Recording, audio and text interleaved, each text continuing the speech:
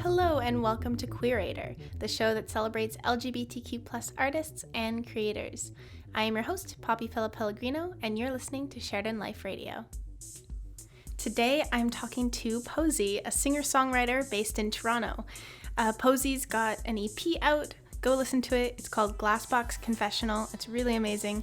And she's also got a new single out called Diamonds, which you can check out as well wherever you listen to your music. I would also really suggest checking out her music videos, which are incredibly aesthetically pleasing and just work with the music so well. We do talk about her latest music video, Diamonds, in this episode. So if you want a little bit of context, go to her YouTube and check that out. Link will be in the description. And yeah, I think that's everything. So let's get right into it.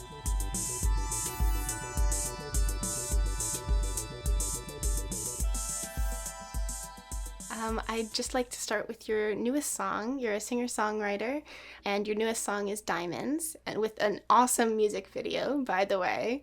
How did you come up with the concept for that video? So I came up with the concept for the video with one of my best friends, Kate, who directs all my visual stuff. Her Instagram is Witch Hazel, if you want to follow her. And yeah, I think Diamonds was really a song about rebirth. So we knew it had to have something to do with nature and really trying to capture the idea of struggling with your own self-criticism. And, the light and the dark side of yourself is such a good kind of archetype to use for that.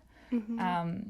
And yeah, we just kind of went from there, and I wanted it to be very expressive, have the juxtaposition of myself that's very shy and might not want to, confront those things. And then the part of myself that I think I am when I'm performing that has no problem with it. And it's kind of that difference between your persona and your more personal life, I guess. Oh yeah, they're at war constantly. Really? So, yeah. Do you find it's easier to be, I guess, yourself and more confident when you're performing? 100%. I think it's really funny actually, because when I take meetings and stuff or I'm on phone calls, I go into that persona so instantly, and it's I'm here, this is my thing, I'm in charge. And in my day-to-day life, I'm pretty goofy and a little bit shy and kind of soft-spoken. So it's kind of nice to I think that's why I wanted to create a stage name, to kind of let myself be something that maybe I wasn't all the time. Right. And do you think it's maybe art that brings that out in you? You feel you're most yourself when you're doing art, so you feel more confident when you're making art? Yeah, I think so. I think, everyone has that thing that they know that, or hopefully they do, that they know they're really good at, that they feel good when they're doing it. And I think it kind of almost makes you feel untouchable for a second, because you're totally... Have you seen that movie Soul? I have not. I should, though. Oh my gosh. You should. It's so beautiful. And there's a part where they talk about being in the zone whether you're an actor or an athlete or a musician, and you're just totally blissed out and no one can touch me right now. I feel that's the feeling. Yeah, I forget who said it, but someone coined that as the ole ole moment, where you're just kind of on stage and you're this is exactly where I'm meant to be. Yes, yeah. For sure. And I mean, a big part of your music is these themes of identity, especially in your EP, Box Confessional. So do you want to talk a little bit about your drive to write about that subject? Yeah, I think, I've been writing music since I was 9. I mean, I don't know if it was very good then, but I liked doing it. And I think, at first when I started writing music, it was very I was just a girl writing stuff in her diary, which is super valuable, but really doing it for myself. Mm-hmm. I had so many feelings and I didn't know what to do with them. And so I would sing about them because that's what Disney taught me to do. And then, as I kind of got older and worked through some of that stuff internally and decided I wanted this to be my job, you know, it kind of became a balance of I want to write about things that mean something to me, but also I think the beautiful thing about music is you can give someone the words to express themselves that maybe they wouldn't have. And so it became a lot more to me about like trying to give, you know, voices to the stories that I saw around me, whether that was trying to give like the queer community something, trying to give women something, like just anything I could kind of touch on that I knew other people were experiencing too. So I think that's why I kind of focus a lot on identity. I mean, I write about relationships a lot too, but who doesn't? True. And is there a song that you feel connected to, that you feel like, oh, I wish I'd wrote this because this is exactly what I wanted to say? Like just a song, like any song in the whole world? Yeah, any song that just as soon as you listen to it, you're like, this person is articulating my life story, or just anything you've been through. Ooh. I feel like that about a lot of Marina and the Diamonds music, actually. Even though maybe it's not like musically what I would want to say, like her lyrics are so, you know, when you listen to someone's music and you're like, I feel like we've lived similar lives. Definitely. And I'm like, me and Marina would totally be friends if we met. But yeah, her song Teen Idol, I wish I wrote that because that's such a good song. Good. Yeah, it's so like, I feel like that is for all of the, you know, girls who grew up so goody two-shoesy and afraid to do anything and now kind of regret it a little bit. Definitely. I definitely identify with that. Yeah, I heard that when I was in high school and I was like, okay, I gotta start living my life different. Yeah, like... yeah. Marina knew. Exactly, yeah. This close to putting a heart right here. Yeah. And how has your experience been as a queer musician in Canada? Do you find that it's affected your experience in any way, or is it mostly pretty accepting, the community? I think it's definitely pretty accepting. You know, I've definitely had more positive experiences than negative ones with being queer. I also think I am like quite privileged in that like most people, when they come to my show, unless I explicitly say something, they're not gonna assume that about me just because of like the way I dress and stuff. So I mean, kind of a double-edged sword, because like you want to be seen, but also it's nice to not, you know, maybe endure the ridicule that other people get. And yeah, I think it's been really good. You know, I've had people come to my shows and tell me like, oh, because you played this song, like it made me feel okay to express my identity like this. And you know, because when I was growing up, it's crazy how much I think things have changed. Like I was in high school like a decade ago, which makes me feel old. But even in a decade, I think things have changed so much where like I remember there was only like one girl in my entire grade in high school who was queer. And it was also like, I went to Catholic school, so maybe that's why. Yeah. But it was also like very like she hadn't even come out. It was just kind of assumed, and everybody bullied her so much, and it was awful. And so I grew up thinking like, oh, if I were to come out like this, I couldn't have a normal life. Like I couldn't be a musician. I'll probably never get married. My family probably won't like me anymore. Mm-hmm. And so I think now we're definitely not all the way there, but I think it is generally a lot more accepting, especially among like younger people. And I think that, you know, being a queer musician allows me to be that person that I didn't have when I was growing up. That's like, hey, she's actually doing really cool things and she's queer, and like everything's okay for her for the most part. So yeah, definitely. That's so important to have role models when you're just growing up, especially if the people around you aren't very queer. Yeah, like I don't think I knew anyone who was like openly queer and in a relationship until I was like in my 20s in university. Was that a bit of a shock for you when it was like, oh wait, no, this is a thing I can be? Yeah, I remember, because I always used to say like, oh, like, you know, I wish I could, because in my mind I thought like to date a girl I would have had to have like been a dude and been able to date a girl. I didn't think like because I'm a girl I could date a girl. And I was like, it's so unfair because I would be like such a good partner and I would come up with such cute stuff, and it's so unfair that I have to date boys who don't appreciate it. And then like one day when I was like 20, I was like, wait a minute, I'm allowed to do this? And then it opened up this whole thing of like, how do you get a girlfriend, you know? Yeah. And the rest is history. So.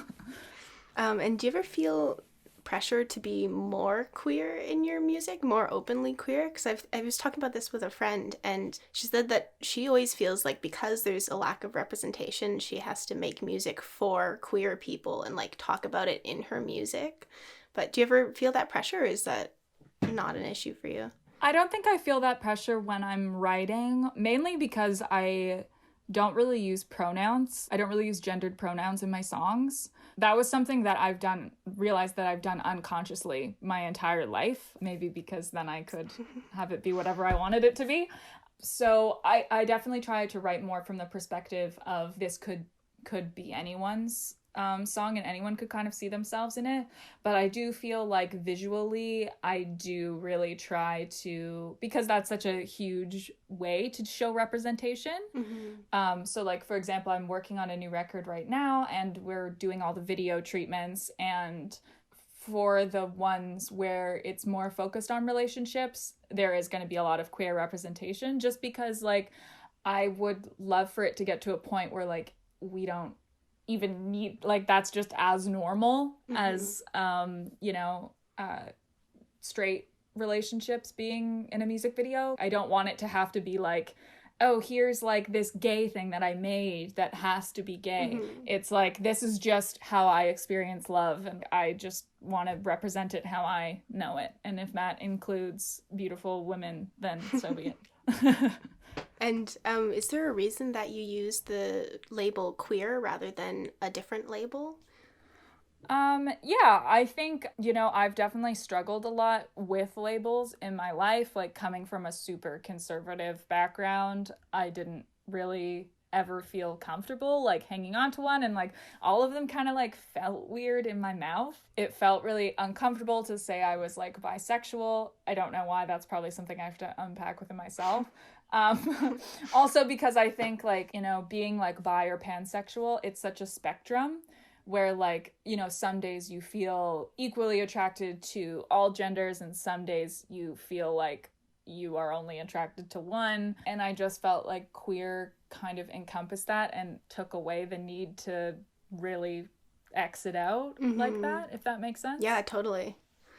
And do you find that for you, labels are more constricting like that?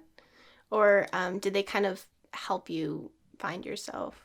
I think it can be both because, like as someone who's very like feminine and queer, I definitely get the like, oh, like, well, you're like not really queer, like you're not really gay, like, you're not like a gold star, so like you can't hang out with us, which I think is stupid. I really dislike that, there's so much like prejudice like against queer people in general, and then I hate the hierarchies of it within the queer community itself. Yeah, like you're not queer enough to fit in. Or like, I don't want to hang out, people have no problem with accepting me as queer, or at least most people, because of the way I look, but maybe they wouldn't want someone who looked a little not more like gender non-conforming because they're not comfortable with that. So just like I hate all of that stuff. And so I think having the label of being part of the community is really nice. I definitely am someone, I know it's not for everyone, but I'm definitely someone who like loves Pride. When Corona was not a thing, I went to drag bars like every single week. I was like very involved in the Toronto scene here. I really felt connected to that. But at the same time, I think when you get into the nitty gritty of it and like, oh, well, you're a lipstick lesbian and you're a this and you're a that, like has never really, I think that's pushed me farther away from things. Right. I mean, your performing is so theatrical. Do you ever find you're like inspired by the drag culture here? Oh, for sure. I think I go to a lot of drag shows and I religiously watch Drag Race. And I definitely find myself, the people that I like on Drag Race are the people who I think I am inspired by in like I really like that. I don't know if you're watching Drag Race right now. I really like that Utica wore this outfit this week, and like, that inspired me to be like, oh, maybe I'll try and do something like that. I've always, even though I hate having makeup on my face and I don't wear that day to day. I don't even wear foundation because it makes makes me feel like I can't breathe or something. But on stage, obviously you have to. And I love the process of getting ready before a show. And I like do my warm-ups at the same time and just take like an hour and a half to do all my makeup, put all the glitter. And like, I also grew up as a theater kid. So I think that's also why I love the theatrics of drag. And I just think it's such an interesting art form, because to lip sync to a song and not even be the person who's singing it and still have people engaged, you have to be one heck of a performer. I know. That would be so crazy. I can't even imagine, like, I don't know where you would start with that, honestly. No. I remember I went to a party like last year or something, and we were all trying to like lip sync for our lives or whatever. And I like couldn't do it. Like, I didn't know how to be interesting. And I was like, this is literally my job. And I don't know how to make this cool, you know? Yeah. So I have a lot of respect for drag and drag culture. And I mean, we've kind of already talked about it a little bit, but would you mind sharing your coming out story or your coming out process? Oh, fun. Yeah, I mean, I was always like, actually, let's start here. I used to have a recurring dream when I was growing up that I would win a Grammy. And then everyone would find out that I was also into women, and then they would take it away from me on the stage. Oh no. And I would wake up from that dream that I would have repeatedly and be like, well, that doesn't mean anything though. Like, I was just like so in denial about it. And then when I was in university, I started hanging out with one of my really good friends, and I remember I called my best friend that night and was like, I feel like I just went on a date, but that's weird. And then we started dating, and I never really had a big like tell my parents moment, which I think is interesting because I had grown up so like afraid to let people know that that's who I was. It was like we started dating and I just told everyone in my life, but very casually, not like, hey, I'm gay. It was just like, hey, like, you know, this person and I are dating now. And I never was like scared to do it. I just was like, this is what's happening and everyone is gonna know, which I think is really beautiful, because like, I don't think it has to be this. I remember when I was in high school, it was like a very big, like, you know, you had to make some big Facebook status and like announce it to the world, you know, and then it would be like, whoa, this person came out last night, you know. Yeah, this big drama. And I also think to a point, you know, you're kind of constantly coming out to everyone you meet for the rest of your life. You know, when I would like start a new job or something, there would always be the kind of like feeling it out phase where I'm like, okay, are these people gonna be chill about this if I casually mention I have a girlfriend?